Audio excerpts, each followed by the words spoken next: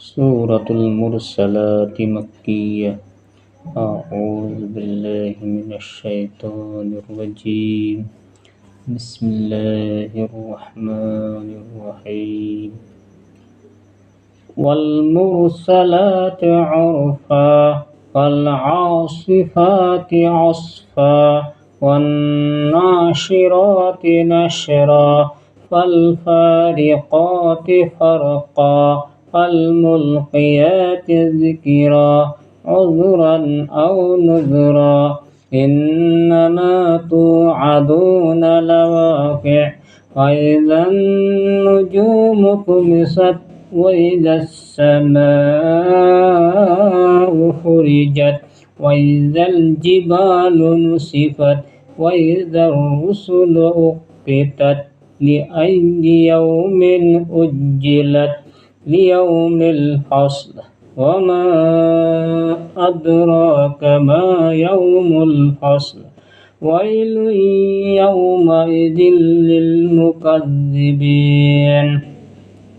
ألم نهلك الأولين ثم نتبعهم الآخرين كذلك نفعل بالمجرمين ويل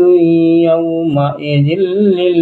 للمكذبين ألم نخلقكم من ماء مهين وجعلناه في قرار مكين إلى قدر معلوم فقدرنا فنعم القادرون ويل يومئذ للمكذبين ألم نجعل الأرض كفاتا أحياء وأمواتا وجعلنا فيها رواسي شامخات وأسقيناكم ماء فراتا ويل يومئذ للمكذبين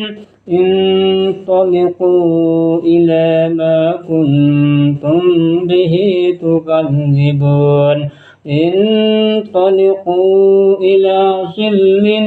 ذي 3 شعب لا ظليل ولا يغني من اللهب إنها ترمي بشرر كالقصر كأنه جمالة صفر ويل يومئذ للمكذبين هذا يوم لا ينطقون ولا يؤذن لهم فيعتذرون ويل يومئذ للمكذبين هذا يوم الفصل جمعناكم والأولين فإن كان لكم كيد فكيدون ويل يومئذ للمكذبين إن المتقين في ظلال وعيون وفواكه مما يشتهون كلوا واشربوا هنيئا بما كنتم تعملون إنا كذلك نجزي المحسنين ويل يومئذ للمكذبين كلوا وتمتعوا قليلا إنكم مجرمون ويل يومئذ للمكذبين وإذا قيل لهم اركعوا لا يركعون ويل يومئذ للمكذبين وبأي حديث